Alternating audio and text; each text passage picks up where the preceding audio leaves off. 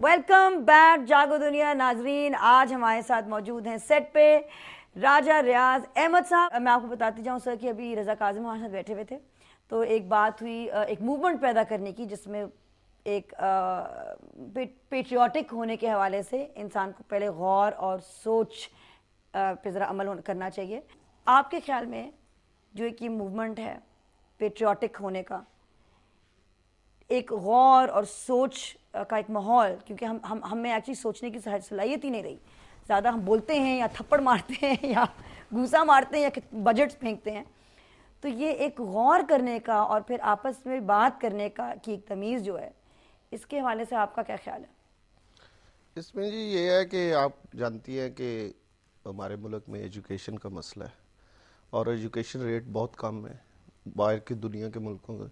उस वजह से हमारी सोच का लेवल वो नहीं है जो बाहर के मुल्कों में है। और आहिस्ता आहिस्ता अल्लाह का फजल है, जैसे जैसे एजुकेशन बढ़ रही है, जमहूरियत मजबूत हो रही है, ये चीज़ें भी बेहतर होंगी। खिदमत खल्क का जज्बा लोगों में है, इस्लामी पॉइंट ऑफ व्यू से भी है, सोचने का जज्बा लोगों में है, सोचने का जज्बा भी आहिस्ता आहिस्ता आगे से बेहतर हो रहा है और लोग सोचते हैं, मुल्क के लिए सोचते हैं। मुझे अक्सर लोग अब मिलते हैं जो कहते हैं कि हम मुल्क के लिए परेशान हैं, हालात जो मौजूदा हैं इनमें हम परेशान हैं। तो ये सोच है लोगों की, इसी वजह से वो परेशान हैं। और अपने आप के बारे में क्या सोचते हैं कि ये अपने अपने दिमाग को, अपने नफ्सियात को बेहतर किस तरह कर सकते हैं? उसके लिए भी मैंने आपको बताया कि एजुकेशन मेन है। अपने आप को ठीक करने के लिए इंसान सोचता है, एजुकेशन हो तो सोचता है कि मैं किस तरह बेहतर परफॉर्म कर सकता हूँ अपनी ज़ात के लिए, अपने ख़ानदान के लिए, अपने मुल्क के लिए। तो ये सारी चीज़ें जो है बेसिकली तालीम है। और किस किस्म की तालीम, वो किस किस्म की तालीम, वो बहुत अहम है। आज बिजली और पानी का मुल्क में बहुत बड़ा बहरान है रियाज साहब। इस वक्त आपने कहा है कि ये डॉन की खबर है 27 जून 2009 की, कि आपने कहा कि irrigation minister Raja Riyaz says the water level in reservoirs is low because this year's comparatively less hot season did not melt ice on mountains। जहाँ के आपके काउंटर पार्ट सिंध में मुराद अली शाह ने कहा है कि मंगला डैम में इस साल ज़्यादा पानी है पिछले साल। आप दोनों चीज़ों को मिक्स कर रही हैं। मेरा बयान जो है तरबेला का है, ये इसका डेड लेवल जो है वो 1369 है। तो ये 1369 पे पहुंच गया था।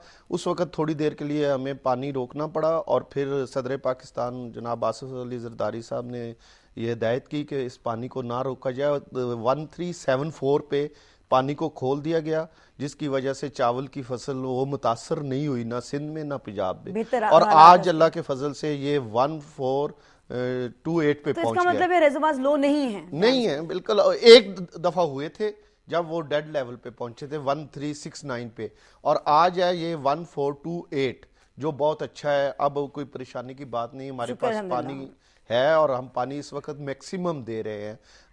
जो जितनी लोगों को जरूरत है हम कोशिश कर रहे हैं कि उन तक पहुंचे। आपने कहा है कि पंजाब का 1% पानी भी दूसरे सूबे को नहीं दिया जाएगा, ये यहाँ पे कुछ लोगों ने जो सूबों को लड़ाना चाहते हैं और कुछ ऐसे लोग जो मनफी सोच रखते हैं। आपने ये नहीं कहा कि अगर पंजाब अगर पंजाब में पानी का इस्तेमाल आप रिजाइन कर लेंगे क्या? आपने ये बात की? मैंने बात किया, आप मेरी बात सुन ले। कुछ लोगों ने ये मनफी सोच अखबारों में बयान दिए, असेंबली में बात की कि पंजाब का हिस्सा काट के सिंध को दिया जा रहा है, और जनाब आसिफ अली जरदारी सदर पाकिस्तान की हिदायत पर। तो इस पर मैंने कहा था कि सदर पाकिस्तान आसिफ अली जरदारी साहब ने ऐसी कोई हिदायत नहीं जारी की। और दूसरा, इस किस्म का कोई इशू नहीं है कि पंजाब का पानी काट के सिंध को दिया जा रहा है, ये गलत है।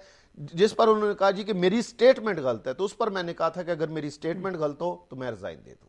इसी हवाले से कॉलर है। अच्छा ठीक है, मेरा सवाल था। अस्सलाम वालेकुम जी। वालेकुम सलाम नादिया बीबी, क्या हाल चाल है? शुक्र अल्हम्दुलिल्लाह। कौन बोल रहे हैं? मैं सैयद मनोर से नकवी अर्ज कर रहा हूँ मियाँ वाली से। जी सैयद मनोर साहब। सर बात यह है कि राज रियाज साहब बैठे हैं, हमारे ये मोहतरम है, और मैंने कहना सिर्फ ये है कि 96 से 98 तक जो निकाले गए मजदूर थे वो भी अभी रोडों पर ही रुल रहे हैं। और बाद में जो मुशर्रफ दौर में जो जालिमाना कैंची चलाई गई मजदूरों पर, वो भी रोडों पर हैं और उनको भी बहाल नहीं किया गया। तो हालात ये हैं नादिया बीवी के मजदूर 10-10, 12-12 साल से मेरे ख्याल में उनके चूल्हे भी ठंडे हो चुके हैं। और ये हमारी हुकूमत थी, मजदूरों की हुकूमत थी, हम इस हुकूमत से हम दिल बर्दाश्त हो गए। अच्छा जी, राजेंद्र साहब आप डायरेक्टली आज के अखबार में आप इश्तिहार देखें कि एक आखिरी नोटिस दिया गया कि जिन जिन लोगों को बहाल नहीं किया गया वो आज के अखबार में है, वो राब्ता करें मुतलका कमेटी से, और मैक्सिमम लोगों को जो आमरीत के दौर में निकाले गए उन्हें बहाल करके वो अपनी नौकरियों पे आ चुके हैं। मेरी शाह साहब से गुजारिश है कि ये उस मुतलका कमेटी से राब्ता करें और इंशाल्लाह पूरी कोशिश की जाएगी। जहाँ पे कोई कानूनी नुक्ता नहीं है तो मैक्सिमम लोग बहाल किए गए, और इनको भी मैं कहूँगा कि मुतलका कमेटी से राब्ता करें और इन्हें बहाल किया जाए। इस वक्त आपकी फेडरल गवर्नमेंट है, अभी हम चरसदा गए, चरसदा से बाहर स्वाबी गए, मैं कैंप्स की बात नहीं कर रही, मैं उन IDPs की बात कर रही हूँ जो घरों में, क्योंकि 80% आपको पता है घरों में ही हैं, लोगों के फैमिलीज के साथ हैं और स्कूलों में हैं। वहाँ पे कोई एक बंदा, ना ANP का ना पीपल्स पार्टी का, एक बंदा वहाँ गया हुआ ही नहीं था। हम 53 हुजरों में गए जहाँ के एक बंदा फेडरल गवर्नमेंट का ना सरहद के गवर्नमेंट का पहुंचा था। अब आपको ये नजर आ गया, ये नहीं आपको मैं नजर, आपको मेरी मैं आपसे सिर्फ ये पूछ रही हूँ कि इस वक्त एक फर्ज है, एक बहुत भारी जिम्मेदारी है। आप मेरी बात तो सुन लें जी। आपको ये तो नजर आ गया कि 53 हुजरों में कोई नहीं गया, आपको ये नजर नहीं आया कि तालिबान इस्लामाबाद के करीब पहुंच गए थे, और आपको ये नजर नहीं आया कि किसने एक्शन लिया है? पाकिस्तान पीपल्स पार्टी की हुकूमत ने एक्शन लिया है। आज BBC की रिपोर्ट आ गई है कि इस्लामाबाद पर तालिबान के कब्जे की जो बात सुनी जा रही थी वो अब खत्म हो चुकी है। तो इसका क्रेडिट किसको जाता है? ये वज़ीर आज़म और सदर का फैसला है ना, पीपल्स पार्टी के यहाँ। ये तो ये जो अच्छा काम होता है वो आपको कैंपों में हमने अरबों रुपए की उन्हें अमदाद फीड की, अगर घरों में हम नहीं जा सके तो हम मानते हैं, लेकिन घरों में ही है ना, हमने जाके चकदरा तक और कलाम तक जो इलाका क्लियर किया है, एक आम शहरी को जो जिन पे तालिबान ने कब्जा किया हुआ था उन्हें उनके कब्जे से छुड़ाया है। तो ये क्रेडिट आप ये भी माने, आप अपने मुंह से ये कहें कि पाकिस्तान पीपल्स पार्टी ने बहुत बड़ा तरीकी कारनामा अंजाम दिया है जो तालिबान को धकेल के दीवार के साथ लगाया। आप सियासत में क्यों आए और आपने कब फैसला किया कि मैं सियासत में आना चाहता हूँ, और क्या सोच के, क्या मकसद था आपका उस वक्त जब आपने सोचा? क्या उम्र थी आपकी? मैंने BA किया था, उसके बाद इलेक्शन आ गए, फैसला हुआ कि मैंने लड़ना है।